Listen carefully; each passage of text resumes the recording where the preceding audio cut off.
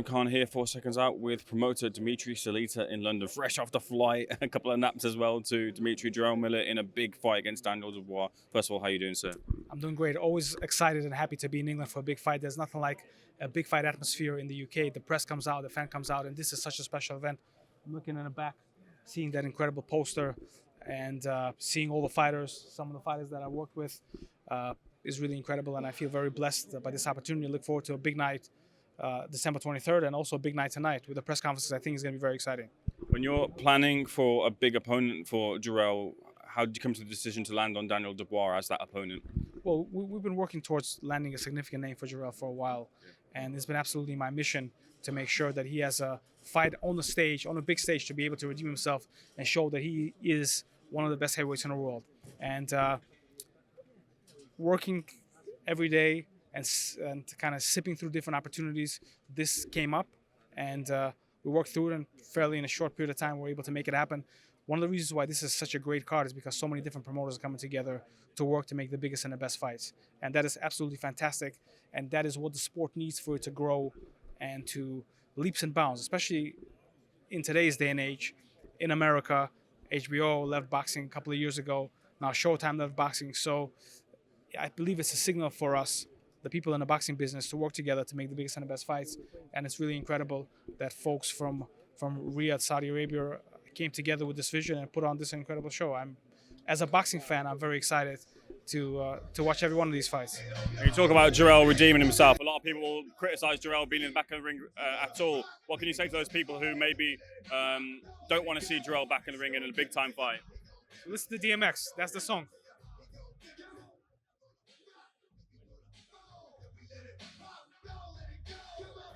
So I believe Jarrell going to give it to you.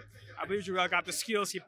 He did the time, and now that he's been redeemed by the commission, it's good to see American flavor right here in the UK.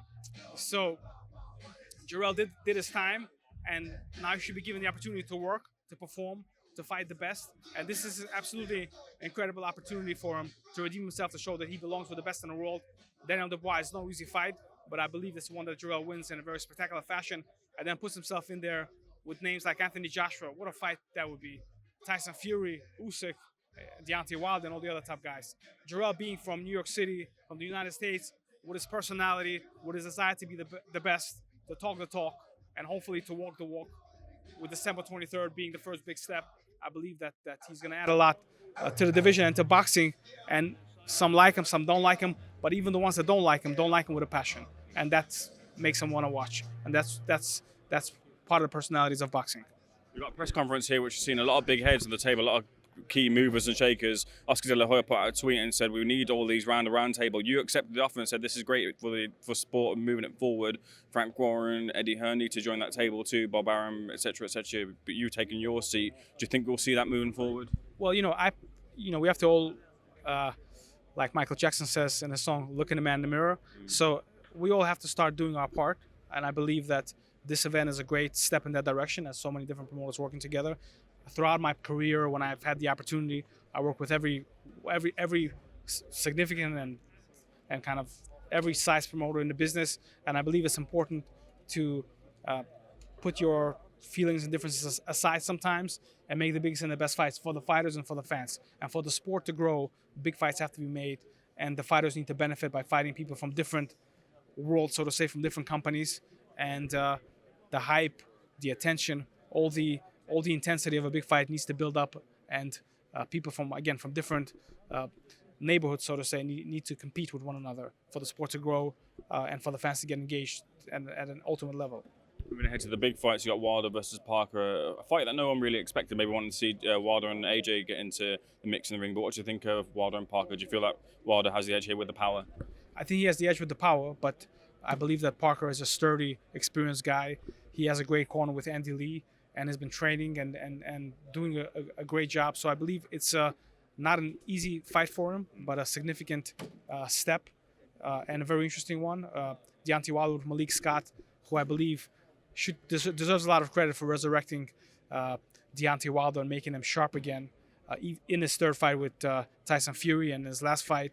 I believe that that he's definitely added another layer of skill to Deontay Wilder's game. So it's very interesting now that he's fighting a real stiff competition, how he will react and the things that he's done in the gym. So it's a very interesting fight. The fight of real significance here is anti-Joshua and Otto Wallen. First of all, can you tell me what the status is in terms of yourself and Otto Wallen, and then also breaking down the fight in terms of Otto's chances against anti-Joshua? A lot of people saying this is a tricky fight for AJ. Yeah, it is a tricky fight for AJ. It's a fight that I've been, beating the drums for a long time, as boxing fans know. So I don't want to get too much into the legality of what's going on. I can just say that every fight since 2019, I've promoted for and arranged for Otto, including his fight with Tyson Fury, obviously, and Travis Kaufman and Dominic Brazil, and several stay busy fights, and the last fight with Gassiev, and have been beating the drums for this fight to happen. And I'm very happy that it's happening, and that boxing fans are going to have a chance to see this fight between two high-level heavyweights, and I look forward to seeing it as well. You think Otto can win it? I do. I think that Otto has the skills and the knowledge and the difficult southpaw stance and the focus, and coming off that big win versus Gassiev, I believe that he has the tools to upset Anthony Joshua. Final thing, Tyson Fury versus Alexander Usyk is rearing its head. It's coming over, hopefully February, I believe, next year. Who do you favour in that fight? Well, it's a great fight. I like and respect both fighters. I grew up with Tyson Fury when he was like 9 or 10-0, coming to the Kronk Gym in Detroit, and I built a relationship with him. And I'm very close with Sugar Hill Stewart, who's one of the best trainers in the world.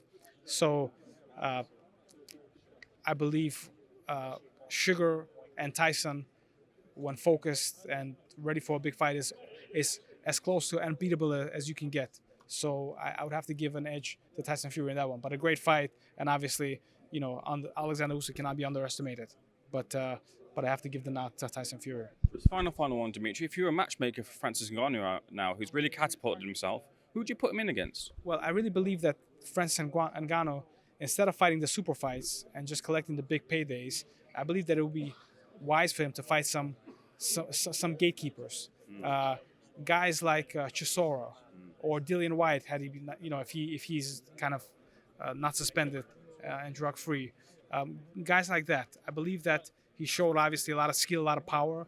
He showed a good chin. I was very surprised by his ability to take a punch, and I've had some conversations with Francis Ngannou. He's a very sharp and bright guy, and it's very difficult. To Tyson Fury's credit, it's very difficult to fight a physically strong, big fighter who's not a boxer but who has fighting ability. And we saw a little bit of that with McGregor and Mayweather.